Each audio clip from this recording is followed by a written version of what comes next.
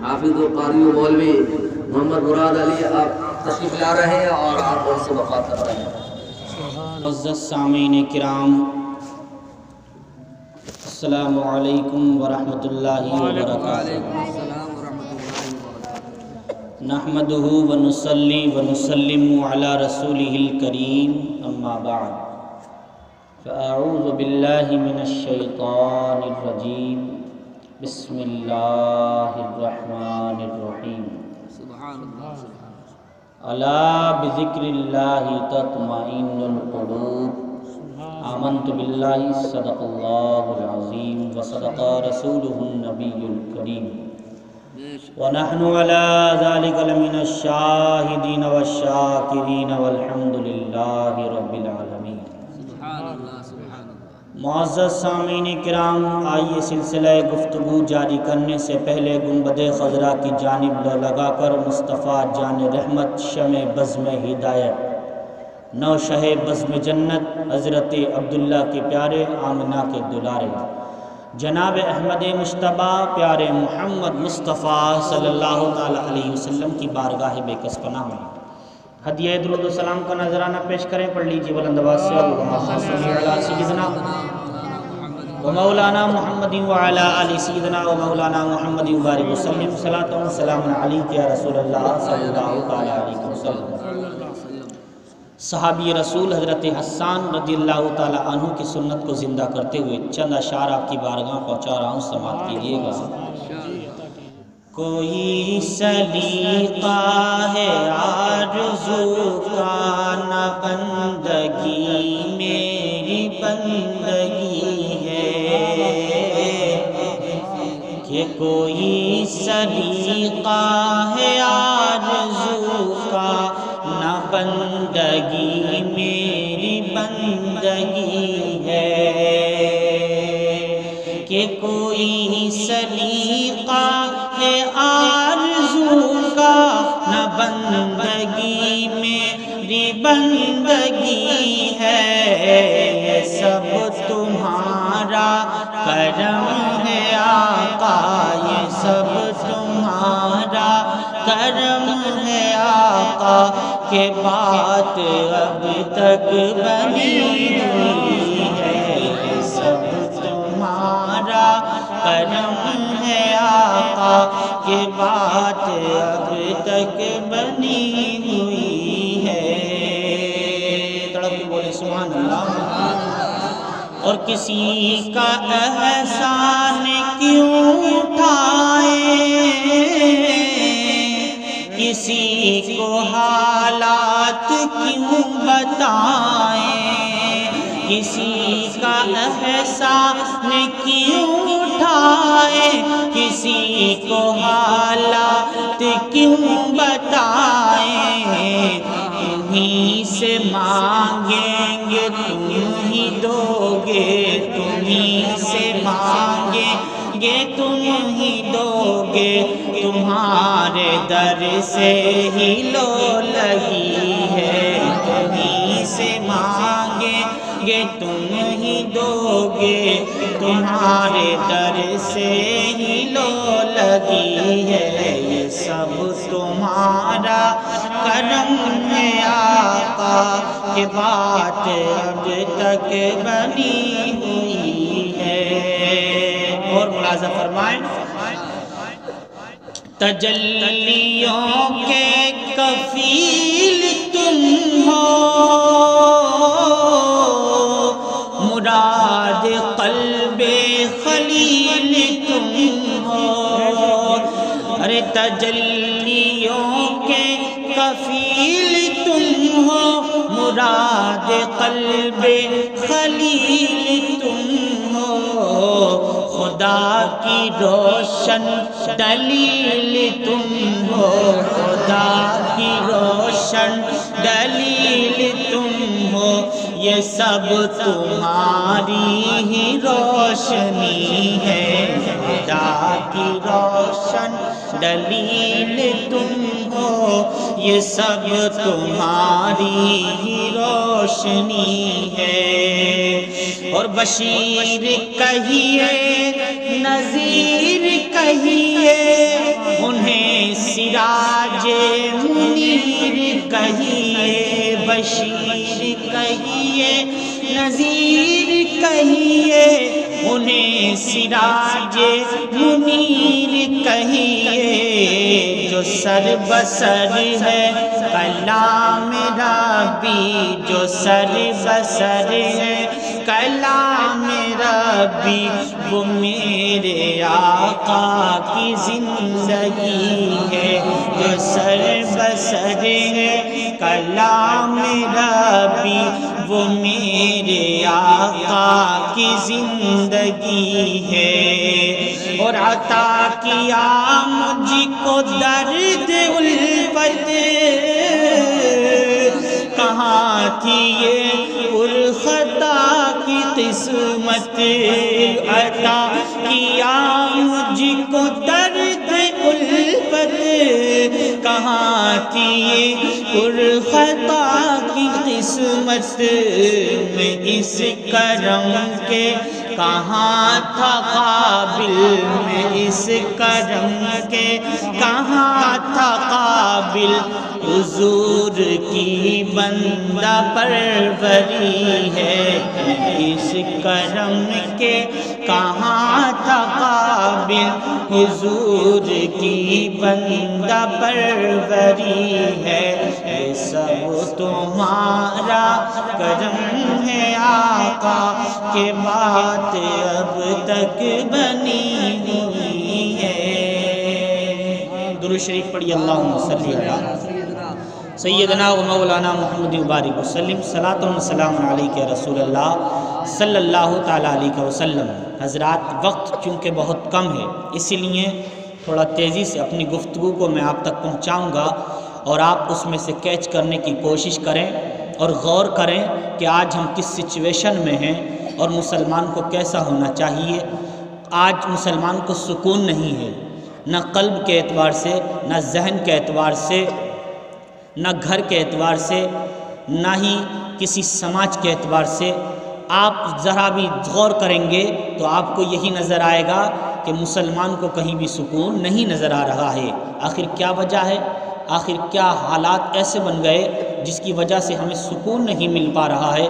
تو قرآن کی طرف رہنمائی ہم حاصل کرنے کے لیے جاتے ہیں، کیونکہ اللہ نے ارشاد فرمایا ہے ھدی للناس، یہ قرآن جو ہے لوگوں کی ہدایت کے لیے اترا ہے۔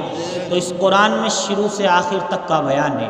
اگر اس قرآن کو آپ پڑھیں گے تو شروع سے آخر تک کا بیان ہے، چاہے دنیا کا مسئلہ ہو یا آخرت کا ہو، جسمانی مسئلہ ہو یا روحانی مسئلہ ہو، فزیکل کوئی مسئلہ ہو یا کوئی بھی کسی بھی اعتبار سے، جسمانی ہو یا روحانی، کلچر کا ہو، تہذیب و تمدن کا ہو، چاہے گھر کا ہو، چاہے مارکیٹ کا ہو، چاہے کاروبار کا ہو، سیاست کا ہو یا امامت کا، ہر طرف قرآن تمہاری رہنمائی کرے گا، کیونکہ دنیا نے ترقی نہیں پائی تھی جب تک قرآن نازل نہیں ہوا تھا، اور جب قرآن نازل ہو گیا تو دنیا والے ترقی کی منزلوں پر فائز ہو گئے۔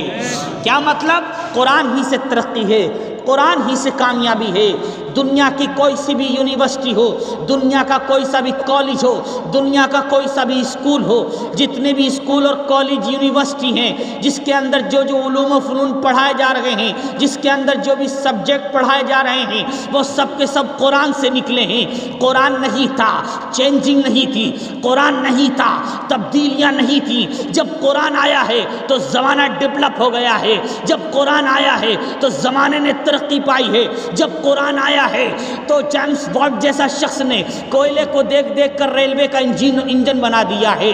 جب قرآن آیا ہے تو دنیا والے ترقی پا گئے، قرآن سے پہلے کچھ بھی نہیں۔ آج ہم قرآن کو چھوڑ بیٹھے ہیں، یہی وجہ ہے کہ ہم دنیا کے اندر ذلت و رسوائی کا سامنا کر رہے ہیں۔ آج ہم نے قرآن کی تعلیم کو چھوڑ دیا ہے، جس کی وجہ سے ہم پستی میں جا رہے ہیں۔ آج ہم نے قرآن کی تعلیم کو چھوڑ دیا ہے، جس جس کی وجہ سے ہم گھاٹے میں نظر آ رہے ہیں۔ ارے تو قرآن پڑھتا، دنیا کی کامیابی تیرے قدم چومتی ہوئی نظر آتی۔ تو قرآن پڑھتا، کامیاب تو ہوتا، سکسیس تو ہوتا، کامران تو ہوتا، مگر تو نے قرآن کو بہت ہلکا سمجھا۔ اسکول تو جاتا ہے مگر قرآن نہیں پڑھتا، یونیورسٹی تو جاتا ہے مگر قرآن نہیں پڑھتا۔ کیا مطلب؟ کس لیے جاتا ہے اسکول تو تم کہو گے میں سائنس پڑھنے کے لیے جاتا ہوں، میں انگلش پڑھنے کے لیے جاتا ہوں، میں فزکس پڑھنے کے لیے جاتا ہوں، میں جیولوجی بائیولوجی پڑھنے کے لیے جاتا ہوں، میں دنیا کے تمام علوم و فنون سیکھنے کے لیے جاتا ہوں اسکول کے اندر۔ مگر میں کہتا ہوں تو اسکول جا یا مت جا، مگر آج کے دور میں اسکول بھی ضروری ہے، مگر سب سے پہلے تجھے مدرسے جانا چاہیے، کیونکہ مدرسے میں قرآن پڑھایا جاتا ہے، اور قرآن ہی ایک ایسی کتاب ہے جس سے فزکس کا علم نکلا ہے، جس سے سائنس کا علم نکلا ہے، جس سے گڑت کا علم نکلا ہے، جس سے جیولوجی کا علم نکلا ہے، جس سے بائیولوجی کا علم نکلا ہے۔ دنیا کے جتنے بھی علوم و فنون ہیں سب کے سب قرآن سے نکلے ہیں۔ تو قرآن ہی ایک واحد ایسی کتاب ہے جو تمہاری رہنمائی کرتی ہوئی نظر آئے گی، تمہیں سیدھا راستہ دکھاتی ہوئی نظر آئے گی۔ مگر ہم بھٹک گئے، ہم دنیا میں مشغول ہو گئے، ہم نے تعلیم کو بہت ہلکا سمجھا۔ ہمارا بچہ بھی آج تعلیم سے دور ہے، ہمارا بچہ قرآن نہیں پڑھ رہا ہے، کام سیکھتا ہے، ہمارا بچہ حدیث نہیں پڑھتا ہے، کام سیکھتا ہے۔ آخر وہی بچہ جب جوانی کی دہلیز پر قدم رکھتا ہے تو وہ مسٹیک کرتا ہے، نشے بازی وہ کرتا ہے، جوا وہ کھیلتا ہے، بگی بگور وہ کھیلتا ہے، لوڈو میں وہ لگ جاتا ہے، حرام کاری وہ، زنا کاری وہ، بدکاری وہ، حرام طریقے سے پیسہ وہ کماتا ہے، دوسروں کی جائیداد پہ نظریں وہ ڈالتا ہے، دوسروں کے مکانات پہ نظریں وہ جمائے رہتا ہے۔ یاد رکھو یہ سب کیوں آئی؟ اس لیے کہ تم نے قرآن نہیں پڑھا تھا، تم نے رسول اللہ کی حدیث نہیں پڑھی تھی۔ اللہ فرماتا الا بذکر اللہ تطمئن القلوب، دلوں کو اطمینان اگر چاہتے ہو تو تمہیں میرا ذکر کرنا ہوگا، اللہ کا ذکر کرنا ہوگا۔ اللہ کا ذکر جتنا کرتے چلے جاؤ گے تمہارے دل کو سکون ملتا جائے گا۔ ہاں ذکر کیا ہے، ذکر کیا ہے میرے پیغمبر نے، اللہ تبارک و تعالی نے دونوں عالم کا مالک و مختار بنا کے بھیجا تھا۔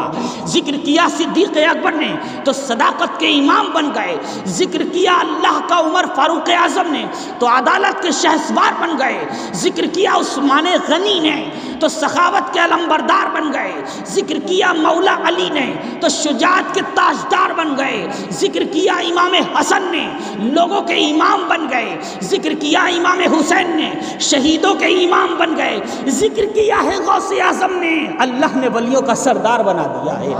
آج تمہارا ذرا سا گھر کا خرچہ نہیں چل سکتا، آج تمہارے بچوں کی پرورش نہیں ہو سکتی۔ ارے تم تو کسی منصب پر نہیں ہو، تمہارے ہاتھ میں تو کوئی علاقہ نہیں ہے، تم کسی بھی علاقے کے لیڈر نہیں ہو، تمہارے اوپر کوئی اتنی بڑی ذمہ داری نہیں ہے، نہ تم کہیں کے سردار ہو، نہ ہی تم کہیں کے سلطان ہو، نہ ہی تم کہیں کے خلیفہ ہو، نہ ہی تم کہیں کے بادشاہ ہو، نہ وزیر ہو، تمہاری کوئی حیثیت نہیں ہے، صرف تم ہو، تمہاری بیوی ہے، تمہارے بچے ہیں، تمہارے ماں باپ ہیں، تمہارے ساتھ میں کوئی بڑا پریوار نہیں ہے، تمہارے ساتھ میں کوئی بڑا علاقہ نہیں ہے، تمہارے صدقے کوئی یونیورسٹی نہیں چلتی ہے، تمہارے صدقے کوئی اسکول نہیں چلتا ہے، تمہارے صدقے کوئی مسجد یا مدرسہ نہیں چلتا ہے، تم ایک ہو اپنے گھر کے مکھیا ہو صرف اور صرف۔ ارے تم بات کرتے ہو علاقے کی، تم تو اپنے پڑوسی کا بھی خیال نہیں کر سکتے، تم تو اپنے پڑوسی کو بھی 2 وقت کی روٹی نہیں کھلا سکتے، تو مطلب کیا نکلا؟ مطلب یہ نکلا تمہارے اوپر کوئی بڑی ذمہ داری نہیں ہے۔ جب ذمہ داری بڑی نہیں ہے تو تمہیں تو اور رب کی طرف ہونا چاہیے تھا، صرف بیوی بچوں کی خاطر، دنیا کے ذرا سے پیسوں کی خاطر تم رب کو بھول گئے۔ ارے تو رب کو یاد کرتا، تیرا پریوار بھی کامیاب ہو جاتا اور اللہ کسی قوم کا تجھے لیڈر بنا دیتا کہ تیری کمائی پر غریبوں کے گھر پلتے پھولتے ہوئے نظر آتے۔ مگر آج صرف ہم نے 2 وقت کی روٹی کی خاطر اپنا ایمان بیچ دیا ہے، کچھ کماتا ہے، کچھ گھر کا خرچہ، کچھ نشے بازی میں اڑاتا ہے۔ یہ مسلمان کے حالات ہیں۔ مسلمان کو ایسا نہیں ہونا چاہیے تھا۔ مسلمان نبی کا کردار لے کر گھومتا ہے، مسلمان جہاں جاتا ہے وہ پہچانا جاتا ہے یہ مدینے والے کا غلام ہے۔ آج مسلمانوں تمہاری کوئی حیثیت نہیں ہے، تمہاری کوئی اوقات نہیں ہے۔ کیا مطلب؟ کیونکہ تم نے دین مصطفیٰ کو چھوڑ دیا ہے۔ تم دین مصطفیٰ کو پکڑتے تو دوسرے لوگ تمہارے دین میں شامل ہوتے ہوئے نظر آتے۔ آج اگر دین کا کوئی کام کر رہا ہے تو یہ ائمہ اور علماء کر رہے ہیں، یہی مدرسے پڑھانے والے، مسجد میں نماز پڑھانے والے دین کا کام کر رہے ہیں۔ کبھی تم نے جائزہ لیا ہے کیا دین کا کام کرنا انہی کے اوپر فرض ہے؟ کیا ہمارے اوپر فرض ہے؟ نہیں، جو بھی کلمہ پڑھنے والا ہے سب کے اوپر دین کا کام کرنا فرض ہے۔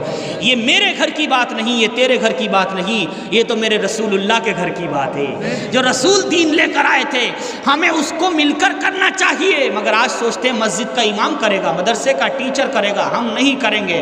تم کیا کرو گے؟ تم چوراہوں پر ہنسی مذاق کرو گے، تم چوراہوں پر گالیاں کرو گے۔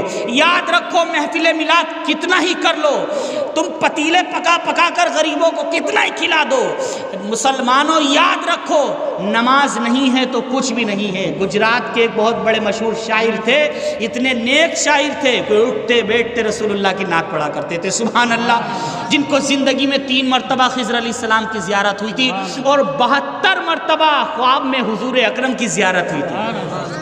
اندازہ لگائیں، شاعر اٹھتے بیٹھتے نبی کا کلام، نام ہے احمد حسین، گجرات کے رہنے والے ہیں، کچھ لمحے کے لیے کچھ وقت کے لیے بیمار ہو جاتے ہیں، بیماری کی حالت میں نماز قضا ہو جاتی ہے، چھوٹ جاتی ہے۔ جب ٹھیک ہوتے ہیں تو لوگوں کو اپنا واقعہ بتاتے ہیں کہ جب میں بیمار تھا ایک دن بیماری کی حالت میں سویا تو میں نے رسول اکرم کو خواب میں دیکھا، میرے آقا مجھ سے چہرہ پھیرے ہوئے ہیں۔ میں نے عرض کیا رسول اللہ آج تک جتنی بار دیدار کروایا ہے تو میری طرف خوشی کی نظر آپ نے ڈالی ہے، آج چہرہ کیوں پھیر لیا ہے؟ سرکار نے فرمایا اس لیے کہ تم نے نماز چھوڑ دی ہے۔ یاد رکھو تم نعت بے شک پڑھتے ہو، ہماری تعریف کرتے ہو راتوں دن، مگر ہم اتنا نعت سے خوش نہیں ہوتے ہیں جتنا خوش نماز پڑھنے سے ہوتے ہیں۔ معلوم کیا ہوا؟ سرکار کی محفلیں کتنی سجا لو، سرکار کے لیے نعتیں کتنی پڑھ لو، اگر نماز نہیں ہے تو کچھ بھی نہیں ہے، اور نماز ہے تو پھر دیکھنا یہ محفلیں بھی قبول ہو جائیں گی، تمہاری نعتیں، تمہاری تقریریں، تمہارا پتیلے بنانا، غریبوں کو کھلانا، سب کچھ قبول ہو جائے گا۔ آج جمعرات کی فاتحہ نہیں چھوٹ سکتی مسلمان کے گھر میں، مگر نماز 8 دن کی چھوٹتی رہے گی۔ جمعرات کی فاتحہ تو بڑی شوق سے لگتی ہے مگر نماز کی کوئی پرواہ نہیں ہے۔ میں یہ نہیں کہتا فاتحہ مت لگاؤ، فاتحہ بھی لگاؤ، نعتیں بھی پڑھو، لنگر لٹاؤ، عرس مناؤ، جلسے کرو، میلاد کرو، مگر سب سے پہلے اللہ کے گھر میں جا کے نماز پڑھو۔ بس تھوڑے سے وقت میں یہ قیمتی باتیں میں نے دی ہیں، سمجھنے کے لیے عمل کرنے کے لیے بہت ہیں۔ آپ اس محلے کو چینج کیجئے، بدلیے اور مسجد کی طرف گامزن ہو جائیے، نماز کا اہتمام کریں۔ موت کا کوئی بھروسہ نہیں، حالات بہت خستہ ہیں، کسی بھی وقت کسی بھی حالت میں تمہیں اس دنیا سے لے جایا جا سکتا ہے۔ اللہ تعالی ہم سب کو عمل کی توفیق عطا فرمائے۔ استغفر اللہ ربی من کل ذنب و اتوب الیہ، وآخر دعوانا الحمد للہ رب العالمین۔ السلام علیکم ورحمۃ اللہ۔